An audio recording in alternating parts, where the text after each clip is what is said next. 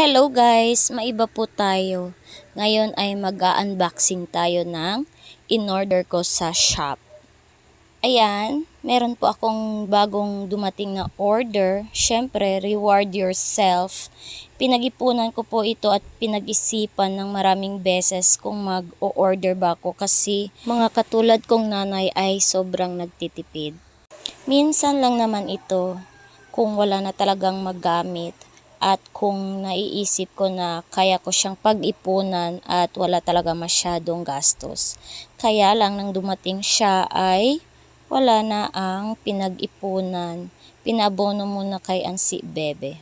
Sobrang nagustuhan ko po yung lipstick. Ang dami niyang shade sa murang halaga.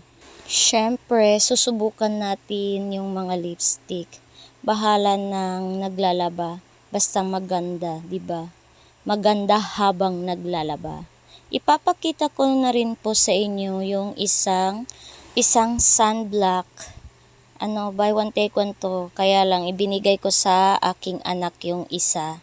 Hindi ko pa sana gagamitin, kaya lang gusto kong ipakita sa inyo at masubukan na rin ito. Inuubos ko pa kasi yung isang ginagamit ko. Kailangan po natin ito. Alam nyo naman, sa panahong ito ay sobrang init, kaya maglalagay po tayo ngayon ng sunblock para ma-press ko po yung ating mukha at hindi po mainitan.